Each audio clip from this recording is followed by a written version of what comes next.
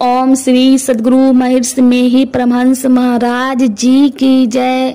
सत्संग सुधा परवचन। बंदो गुरुपद कंच कृपा सिंधु न रूप हरि महामोहतम पुंज जासु वचन रवि कर निकर धर्मानुरागी प्यारी जनता। मेरे कहने का विषय आज का यह होगा कि ईश्वर को लोग सर्वव्यापी और इंद्रियातीत क्यों मानते हैं, फिर उस तक पहुंचने के लिए जो भक्ति है वह किस तरह की जानी जाती है। मेरे सामने बहुत से बच्चे हैं, इसलिए बच्चों की समझ में आने योग्य बातें पहले कहना ही ठीक होगा। यद्यपि जवान और बूढ़े भी हैं, किंतु बच्चों की संख्या विशेष है। प्यारे बच्चों, विद्या बहुत अच्छी चीज है। जहाँ तक पढ़ाई होती है, पढ़ोगे तो तुम्हारी बहुत उन्नति होगी। आजकल राजा कोई नहीं, जनता का राज्य है। कोई किसी पर राज्य नहीं करता। इतिहास में पढ़ो और जितने पढ़े हो याद करो, अपना देश छोटे छोटे राज्यों से भरा पड़ा था। लोग आपस में मेल से नहीं रहते थे। अनमेल के कारण विदेश के लोग आए और उनका राज्य हो गया। छोटे छोटे राज्य थे, इसलिए हर्ज नहीं। आपस में मेल से नहीं रहना विष है। इसलिए बच्चों याद रखो कि किसी से बेमेल मत रहो। आपस में लड़ोगे झगड़ोगे तो कष्ट होगा। अध्यापक के पास कहोगे तो वे तुम्हें दंड देंगे। विद्यालय और घर में मेल से रहो। अनमेल बहुत बड़ा विषय है, इसलिए अनमेल के कारण आज स्वराज होते हुए भी दुख भोग रहे हैं।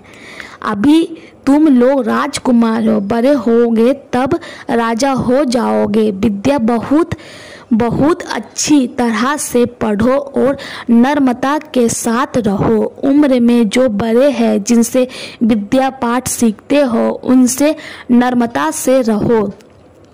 जो घर में माता पिता की बातों की परवाह नहीं करता, बड़े लोगों की आज्ञा नहीं मानता, अध्यापक की बातें नहीं मानता, वह विद्वान नहीं हो सकेगा, जिससे उसे पीछे कष्ट होगा। इसलिए माता पिता और गुरुजनों की आज्ञा को मानो और आज का पाठ कल के लिए मत छोड़ो। नित्य का पाठ नित्य याद करो। पाठ नित्य याद नहीं करने से उसका पाठ पीछे पड़ जाता है और परीक्षा में वह अनुत्तीर्ण हो जाता है। अपनी तंदुरुस्ती बनाए रखने के लिए कुछ खेलो भी, जिससे तुम्हारी तंदुरुस्ती अच्छी रहे। ऐसा नहीं कि पढ़ने के समय खेलो। कुछ बड़े बच्चों के लिए बात यह है कि मस्तिष्क मजबूत रहने से पाठ अच्छी तरह याद कर सकता है। शरीर और मस्तिष्क को बलवान बनाकर रखने के लिए भोजन और व्यायाम है। भोजन से रक्त और रक्त से वीर्य और वीर्य से ओज बनता है। जिसका वीर्य पतला होता है उसका ओज ठीक नहीं बन सकता। ओज ठीक नहीं बनने से वह पाठ को ठीक धारण नहीं कर सकता। उसकी स्मरण शक्ति छिन्न हो जाती है। वह विषय विद्वान नहीं हो सकता। इसलिए वीर रक्षा, नित्य पाठ, अध्ययन और अपनी तंदुरुस्ती, इन तीनों बातों पर ध्यान दो। मैं अपने प्रांत के अतिरिक्त दूसरे प्रांतों में भी घूमता हूँ, किंतु ऐसा कोई गांव नहीं जहाँ की लोग राम नाम, सत्य नाम, वाह गुरु आदि नहीं बोलते हैं। इसका मतलब है कि हमारे देश के लोग आस्तिक हैं। ईश्वर को हम मानते हैं। माता पिता के कहने से राम राम कहते हैं, या तो बचपन से ही कहते हैं, परंतु नहीं समझते थे कि ईश्वर का होना यथार्थ में है या नहीं। तर्क वितर्क करके नहीं जान सके थे। अध्यापक महोदय विद्यालय में स्तुति कराते हैं, जिससे बच्चों के मन में ईश्वर के होने का भाव उत्पन्न होता है। इतना होने पर भी हम मान लेते हैं किंतु ठीक से जान नहीं पाते। कितने आदमी तो कहते हैं कि ईश्वर एक कल्पना है, बुद्धि विचार के द्वारा ईश्वर की स्थिति को जाने और उस पर पूर्ण विश्वास करें। बुद्धि विचार से सुनो, हमारे बच्चे कभी कभी देखते हैं कि कोई मर जाता है तो उस मृतक को रंथी यानी अर्थी पर चढ़ा कर ले जाता है। कोई रोते रोते जाता है और कोई राम नाम सत नाम कहते जाते हैं। शरीर में से कुछ निकल गया है तब शरीर मर गया। इसके लिए श्रद्धा पूर्वक एक काम होता है जिसको श्रद्धा क्रिया कहते हैं। वह कर्म करते हैं और विश्वास करते हैं कि शरीर में से जो चला गया उसका कल्याण होगा। हमारे मुसलमान भाई कहते हैं कि शरीर से रूह छूट गया और उससे रूह निकल गया। 40 दिनों तक जाकर कब्र में नमाज पढ़ते हैं। ईसाई लोग भी कुछ ऐसा अनुष्ठान करते हैं। शरीर मरा है किंतु शरीर में रहने वाला नहीं मरता। जैसे अंधर में घर टूट जाए और घर में रहने वाले भाग जाए, वह मरता नहीं। उसी प्रकार शरीर मर गया किंतु रूह जीवात्मा मरा नहीं। जिस शरीर में रूह नहीं, आत्मा नहीं, वह कुछ बोलता चालता नहीं, सोचता विचारता नहीं।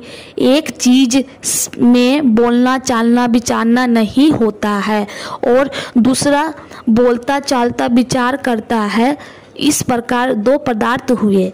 शरीर में ज्ञानमय पदार्थ के रहने से चलता फिरता बोलता है, जिससे जीवात्मा निकल जाने पर यह शरीर सल गल जाता है, कुछ कर नहीं सकता। इस शरीर को जड़ कहते हैं। इसमें रहने वाला चैतन्य है। कोई कहे कि जड़ मिलकर चैतन्य हो गया तो यह किस तरह विश्वास हो।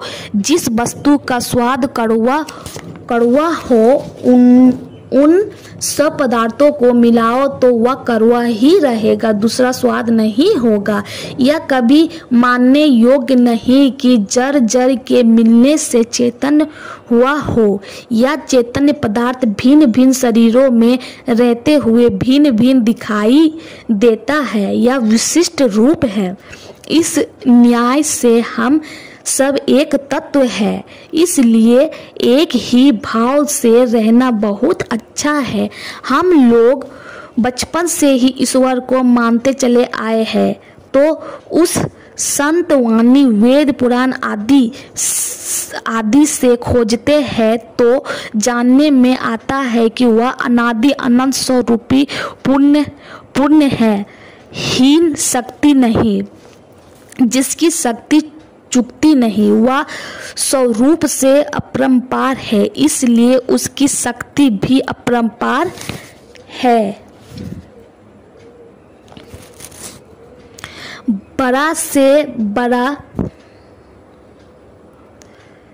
बड़ा से बड़ा अनंत ही होता है। अब बुद्धि विचार से देखिए, एक अनादि अनंत नहीं मानने से उपाय नहीं। अनंत लाम दूध। यदि कोई कहे कि सभी शादी शांत है तो प्रश्न होता है कि उसके बाद क्या? एक अनादि अनंत को मानना आवश्यक है। दो अनंत कहने से दोनों की सीमा हो जाएगी। जो सब में व्याप्त है तो सब उसके अंदर है। जो सब विशेष है उसके अंदर सबको रहना पड़ता है, उसे ही ईश्वर कहते हैं। किसी विद्वान ने कहा कि एक अनादि अनंत है तो रहने दो, किंतु उसको ईश्वर क्यों माने? जो अनंत है तो सभी पदार्थ उसके अंदर है। जो सबके अंदर है तो उन पर उनका अधिपत्य है, फिर उसे ईश्वर क्यों ना कहे? जो सर्वत्र घुसा हुआ है वह तरल वाष्प सभी में होगा, तभी वह अनंत होगा। अनंत होने के कारण वह सर्वव्यापक है। इंद्रियों से उसका ग्रहण इसलिए नहीं होता कि जो पदार्थ जैसा रहता है उसको पकड़ने के लिए वैसा ही यंत्र चाहिए। हाथ में घड़ी और घड़ी एक बड़ी घड़ी के यंत्र दोनों बराबर ही रहते हैं, किंतु जो पदार्थ जैसा होता है उसको पकड़ने के लिए वैसा ही यंत्र होना चाहिए। संसार में आप 5 ही पदार्थ पाते हैं जिन्हें पंच विषय कहते हैं। एक एक इंद्रिया एक एक विषय को ग्रहण करती है। जब एक इंद्रिया दूसरे इंद्रिया के विषय को ग्रहण नहीं कर सकते तब इन मोटी इंद्रियों से ईश्वर को कैसे पहचान या पकड़ सकते हैं। संसार के जितने पदार्थ हैं सब माया ही माया है। गोचर जह मन लागी जाई, असो सब माया जनहु भाई।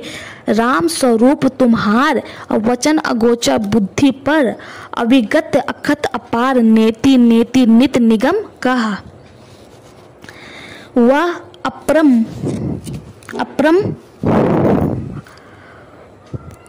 अपरंपार वचन में आने योग्य नहीं।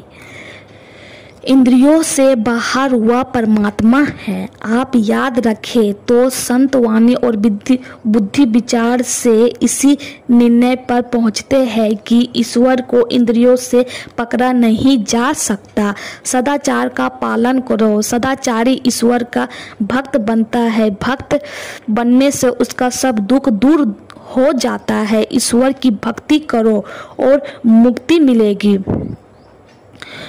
विद्वान बनो और सदाचारी होकर ईश्वर की भक्ति करो तो संसार में ऊंचा पद प्राप्त करोगे और मुक्ति भी प्राप्त करोगे। लोग कहते हैं कि विद्या की क्या आवश्यकता। कितने संत हुए जो पढ़े लिखे नहीं थे, जो तो जानना चाहिए कि केवल स्कूल कॉलेज जाने से ही पढ़ना लिखना है नहीं होता।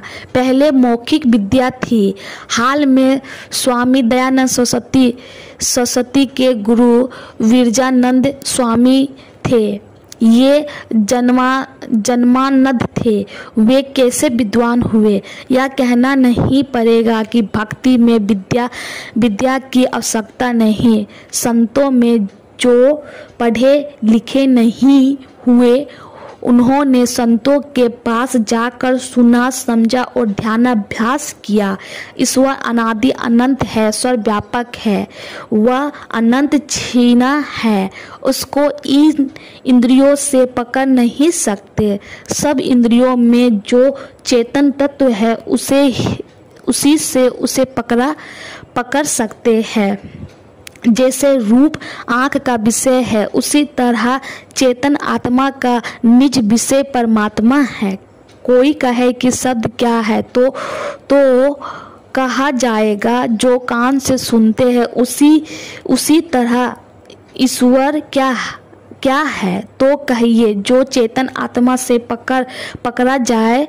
चेतन आत्मा अभी शरीर और इंद्रियों में बंधी हुई है, इसलिए ईश्वर का दर्शन नहीं होता। ईश्वर और इंद्रियों से अपने को ऊपर उठाना यही भक्ति है। सीता जी का हरण हुआ था। श्री राम जी उसे खोजते खोजते सवरी के आश्रम गए। वहाँ उनको 9 प्रकार की भक्ति बताई गई। नवों को पूर्ण करो तब भक्ति पूर्ण होगी। ईश्वर के संबंध में, मोक्ष के संबंध में, सत्संग में बातचीत होती है। इसलिए पहले संतों का संग करो। यह पहली भक्ति। सत्संग सुनो तो मन लगाकर सुनो, यह दूसरी भक्ति है। तीसरी भक्ति है मन रहित होकर गुरु पद पंकज की सेवा करनी। गुरु सेवा में अपनी मान मर्यादा को खोना पड़ता है। मान प्रतिष्ठा खो तो गुरु सेवा होगी। सेवा में सेवक को तन सुख और मन सुख खोना पड़ता है। जो स्वयं अपना तन सुख और मन सुख चाहता है वह दूसरों की सेवा नहीं कर सकता। बड़े के सामने में नवो। बड़े घराने में भी लोग नवते हैं। बड़े भाई चाचा आदि सबकी सेवा करो। विद्य 4 प्रकार के होते हैं। वह वृद्ध, संबंध वृद्ध, पद वृद्ध और ज्ञान वृद्ध। ज्ञान वृद्ध सबसे बड़े होते हैं। इन सब गुरुजनों की सेवा करो। जो अपने तन मन के सुख में डूबा हुआ है, जो अपनी मान प्रतिष्ठा खोजता है, उससे सेवा नहीं हो सकती। इसलिए अमानी होकर गुरुपद की सेवा करो। ऐसा नहीं होना चाहिए कि अग्नि हृदय जरे गुरु से चाहे मान तिनको जाम न तो दियो हो हमारे मेहमान। चौथी भक्ति है ईश्वर का यशोगान करो। 5वीं भक्ति है मंत्र जप करो। जो गुरु बता दे किंतु गुरु को गोरु नहीं हो, किंतु गुरु हो गोरु नहीं हो। ज्ञानवान को गुरु कहते हैं। गुरु नाम है ज्ञान का। शिष्य सीख ले सोय। अज्ञान मर जाद जाने बिना। गुरु अरु शीश ना कोय। ज्ञानवान और चरित्रवान हो तो वह गुरु है। ज्ञानवान और चरित्रवान नहीं हो तो वह गुरु को छोड़ देना चाहिए, क्योंकि वह झूठा गुरु होता है। झूठे गुरु के पक्ष को तजज ना कीजे बार। द्वार ना पावे शब्द का भटके बारंबार। साचे गुरु के पक्ष में मन को दे ठहराए। अचंचल ते निचंचल भया, नाही आवे नाही जाए। एकरता पूर्वक मन से जपो। लोग कहते हैं भाव कुभाव अलख अल्लाह साहू। नाम जपत मंगल दसाहू। 10 दिशाओं में मंगल शुभ होगा। 10 दिशाएं माया में है, इसलिए माया में शुभ होगा।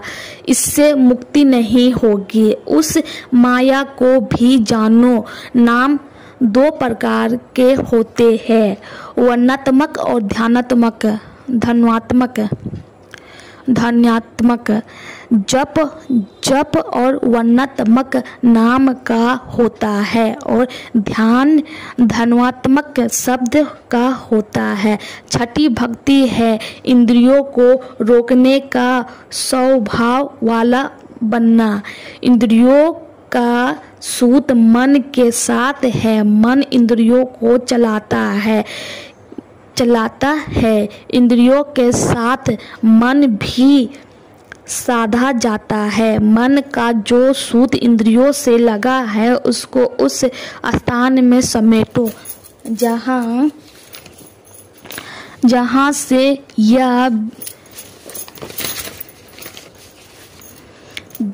से यह बिखरा है। दमशीलता के साधन में इंद्रियों के साथ साथ मन का भी साधन होता है। ध्यान की क्रिया से मन के सूतों को समेट सकते हैं। समेटने से ही इंद्रियों की धार मन में आकार एकत्रित होती है। इस सिमटाव में एक विचरित मौज मिलती है। ऐसे साधन का मन विषयों से अलग हो जाता है। श्री राम कहते हैं, यही तन कर फल विषय न भाई। इंद्रियों में से चेतन धारों को समेट कर केंद्र में केंद्रित करो। केंद्र में केंद्रित करने से उसमें जो आनंद है वह मिलेगा। यहाँ एक पल के लिए भी यदि ठहरोगे तो उसका मन बारंबार उस ओर होता रहेगा। तब तक विषयों की ओर उसे होता रहेगा, तब विषयों की ओर से उसका मुंह मुड़ने लगेगा और परमात्मा की ओर होने लगेगा। और बहुत से कर्मों को छोड़कर सज्जनों के अनुकूल चलो। भक्तहीन लाभ के दुख सुख से विरक्त रहता हुआ काम करता है। काम कुछ ना कुछ अवश्य करेगा। कर्म त्याग नहीं हो सकता, कर्म फल का त्याग हो सकता है। समाधि सत होने पर कर्म फल का त्याग होता है। शरीर में रहने पर कुछ न कुछ काम अवश्य करेगा, किंतु कर्म ही सफलता विफलता में आसक्त नहीं होगा। सज्जनों के धर्म में बरतना छठी भक्ति है। झूठ, चोरी, नशा, हिंसा और बेविचार नहीं करे, यह सज्जनों का धर्म है। एक ईश्वर पर भरोसा करो, ईश्वर की प्राप्ति अपने अंदर होगी, इसका दृढ़ निश्चय रखो। सत्संग करो, ध्यान करो और गुरु सेवा करो। इन पंच विधि कर्मों का करना और 5 निषेध कर्मों को नहीं करना सज्जनों का धर्म है। 7वीं भक्ति है। 7वां सममोही मैं जग देखा, मोते संत अधिक करी लेखा। 7वीं भक्ति में मन का साधन होता है। यह ऊंचे दर्जे का साधन है। सम के साधन के लिए मनोलय होना चाहिए। शिव संहिता में लिखा है, नाद सदृश्य लय। इसलिए नाद साधन करने के लिए कहा। मन और दृष्टि का बहुत संबंध है। जहाँ आप देखेंगे मन वहीं रहेगा। इसलिए दृष्टि साधन से मन सदता है। दृष्टि साधन आँख से होता है। इसलिए इंद्रियों के साथ मन का साधन दम कहलाता है और केवल मन का साधन सम कहलाता है। दृष्टि साधन के बाद नाद अभ्यास करो। नाद खोजने के लिए बाहर जाना नहीं पड़ता, वह आपके अंदर है। वह परमात्मा की ध्वनि है। उस ध्वनि को जो प्राप्त करता है समशील हो जाता है, फिर वह समता प्राप्त कर लेता है। समता प्राप्त करने पर वह दूसरों के दुख सुख को अपने समान मानता है। वह दूसरों का दोष नहीं देखता। इस प्रकार जानकर सबको चाहिए कि ईश्वर की भक्ति करे। ईश्वर को जो प्राप्त नहीं करते वो सदा दुख में पड़े रहते हैं। संसार को चिन्हते तो दुख सुख लगा रहता है। माया जाल में फंसे रहते हो, आवागमन में पड़े रहते हो। ईश्वर को प्राप्त करो तो आवागमन से छूट जाओगे, संसार के दुखों से छूट जाओगे। जो पदार्थ आपस में उल्टे उल्टे होते हैं उनके गुण भी उल्टे उल्टे होते हैं। संसार नाशवान है और परमात्मा अविनाशी है। संसार मायिक है और परमात्मा निमायिक है। संसार को चिन्हते हो तो देखो तुम्हारी क्या हालत है। ईश्वर को पहचानो तो इसका बिल्कुल उल्टा हो जाएगा। किंतु याद रखो कि ईश्वर का दर्शन इस आंख से नहीं होगा। यदि कहो कि प्रहलाद को इसी आंख से दर्शन हुआ तो यह माया का। गोस्वामी तुलसीदास जी की यह पंक्ति याद रखो। गो गोचर जह लगी मन जाई, सो सब माया जनेहु भाई। यह क्षेत्र दर्शन हुआ, क्षेत्रज्ञ का दर्शन नहीं हुआ। क्षेत्रज्ञ को मन बुद्धि से भी पहचान नहीं सकते। फिर और इंद्रिय उसके लिए काफी नहीं। उसको तो आत्मा से पहचान सकते हो। नर रूप, देव रूप, विराट रूप, नरसिंह रूप के दर्शन में माया के बहुत काम बनते हैं, किंतु सब काम नहीं बनते। अर्जुन भगवान के साथ रहते थे, भगवान के चले जाने पर उनके शरीर में बल ही नहीं रहा। युधिष्ठिर को भगवान के दर्शन कई बार हुए थे, अपने भी हुए बड़े धर्मात्मा थे, किंतु द्रोणाचार्य को मरवाने के लिए एक झूठ बोले थे, जिससे उनको कुछ काल के लिए नरक देखना पड़ा। तो इस प्रकार के दर्शनों से आप मुक्ति नहीं पा सकते। मुक्ति तो आत्मा स्वरूप के दर्शन से ही होती है। इसलिए सभी संतों ने परमात्मा के स्वरूप को प्राप्त करने के लिए उपदेश दिए हैं। ईश्वर भक्ति में ऊंच नीच जाति पाति का विचार नहीं है। यदि आप भक्त होगे, ईश्वर की भक्ति करोगे तो आप बड़े हो जाओगे, लोग आपका आदर करेंगे। रविदास चमार थे, किंतु उन्हें लोग आदर की दृष्टि से देखते हैं, पूजते हैं। आज आप राजा हैं, आपकी संतान राजकुमार है, किंतु फिर भी दुख सुख भोगते हैं, इसलिए कि संतों के कहे अनुकूल चलते नहीं। यदि संतों के कहे अनुकूल चले तो शिष्ट हो जाओगे, किसी से लड़ाई झगड़ा नहीं होगा। पुलिस जो पहरा देती है उसको भी काम से फुर्सत मिलेगी।